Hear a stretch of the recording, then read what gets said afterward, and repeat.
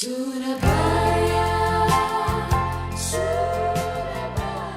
Cerita sejarah kota Surabaya kental dengan nilai kepahlawanan. Sejak awal berdirinya, kota ini memiliki sejarah panjang yang terkait dengan nilai-nilai heroisme. Istilah Surabaya terdiri dari kata suro yang berarti berani dan baya yang berarti bahaya, yang kemudian secara harfiah diartikan sebagai berani menghadapi bahaya yang datang. Nilai kepahlawanan tersebut salah satunya terwujud dalam peristiwa pertempuran 10 November 1945. Arek-arek Surabaya, sebutan untuk orang Surabaya, dengan berbekal bambu runcing berani melawan pasukan sekutu yang memiliki persenjataan canggih. Puluhan ribu warga meninggal membela tanah air. Peristiwa heroik ini kemudian diabadikan sebagai peringatan Hari Pahlawan, sehingga membuat Surabaya dilabeli sebagai kota pahlawan. Sejarah Surabaya juga berkaitan dengan aktivitas perdagangan. Secara geografis, Surabaya memang diciptakan sebagai kota dagang dan pelabuhan. Surabaya merupakan pelabuhan gerbang utama Kerajaan Majapahit.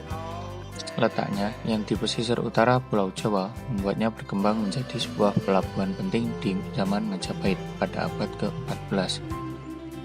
Berlanjut pada masa kolonial, letak geografisnya yang sangat strategis membuat pemerintah kolonial Belanda pada abad ke-19 memposisikannya sebagai pelabuhan utama yang berperan sebagai collecting centers dari rangkaian terakhir kegiatan pengumpulan hasil produksi perkebunan di ujung timur Pulau Jawa yang ada di daerah pedalaman untuk diekspor ke Eropa. Kalimas merupakan anak sungai dari Kali Brantas yang juga menjadi pintu bagi lalu lintas sungai di masa lalu, di mana sejarah mencatat bahwa sungai ini dapat dilayari dari hilir Surabaya hingga ke daerah Mojokerto serta Kediri. Pada zaman kolonial, khususnya ketika Surabaya berada di dalam kekuasaan VOC dan pemerintahan Belanda, peran Kalimas sebagai urat nadi lalu lintas pelayaran memegang peranan strategis, sehingga kegiatan bisnis maupun pemerintahan dipusatkan keberadaannya di sekitar Kalimas, khususnya di daerah Jembatan Merah.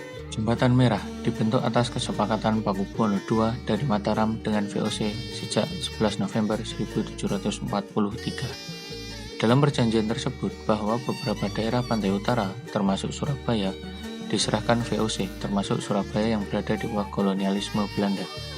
Sejak saat itu, daerah Jembatan Merah menjadi kawasan komersial dan menjadi jalan satu-satunya yang menghubungkan Kalimas dan gedung residensi Surabaya.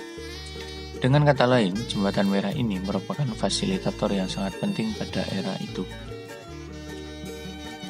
Jembatan Merah berubah secara fisik sekitar tahun 1890-an, ketika pagar pembatas diubah dari kayu menjadi besi. Salah satu titik perdagangan yang ramai pada abad ke-19, sekarang disebut dengan Jalan Kalimas Timur. Keramaian daerah ini sebagai pusat perdagangan dan industri dapat dimengerti mengingat letak pusat kota yang berada di sekitar Surabaya Kota Lama, yang terletak tak jauh dari Jalan Kalimas Timur. Barang-barang dagangan dan hasil bumi banyak diperdagangkan melalui jalur transportasi sungai dengan perahu berukuran kecil hingga perahu berukuran sedang saja. Nyaris tidak ada hari libur bagi Kalimas dari lalu lalang perahu-perahu yang ada.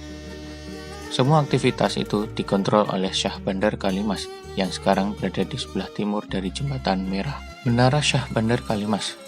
Dengan adanya bangunan Menara Syah Bandar ini menunjukkan bahwa peran pelabuhan ini yang begitu penting di masa lalu.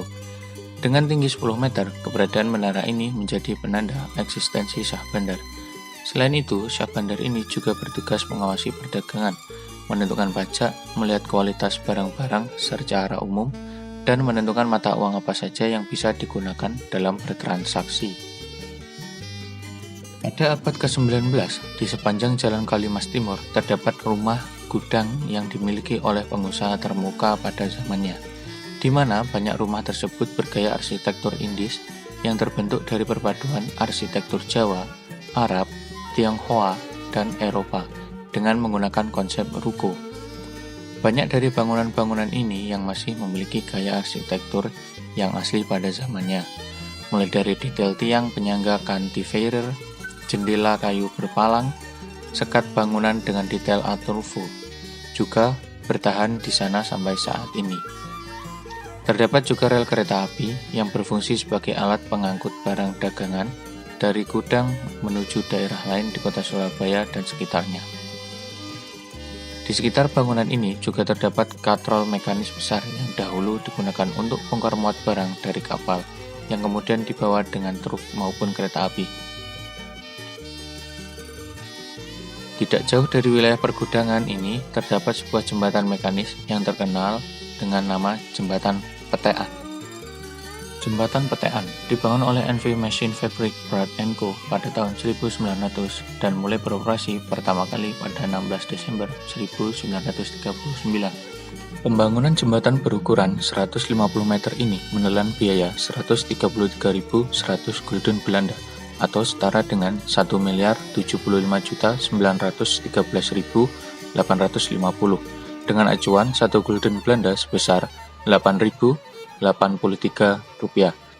Nama jembatan ini awalnya disebut dengan Voorwerderbrug, namun karena sistem kerjanya yang ditekan atau petean, maka nama petean dilabeli oleh masyarakat saat itu untuk mempermudah pengucapan. Dalam tulisan berjudul The Admiral Voorwerderbrug, The Navy Open Harbour over the Kalimastus Surabaya 1940 menyebutkan penamaan Voorwerderbrug diambil dari nama seorang panglima perang Angkatan Laut Hindia Belanda yakni Admiral Voorwerda. Jembatan Petean sendiri mempunyai ketinggian 1,70 meter di atas permukaan air sungai saat pasang dan 1,20 meter di bawah jalan raya. Di kedua sisi jembatan sebelah timur dan barat terpasang pilar berukuran 11 meter x 50 meter. Konstruksi geladaknya terdiri dari balok-balok gelagar yang terpasang searah panjang konstruksinya dan diikat dengan baja siku yang posisinya menyilang di antara balok-balok gelagar.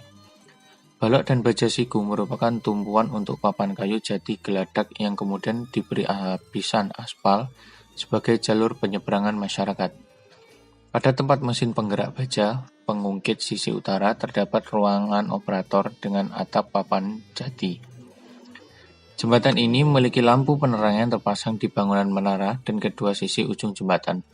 Kurang lebih setiap harinya ada sekitar 16 kapal tiang dengan ketinggian 17 meter yang lalu lalang melewati jembatan ini. Jumlah ini belum ditambah dengan kapal-kapal kecil lainnya yang dijadikan sebagai tempat bertransaksi bahan pangan.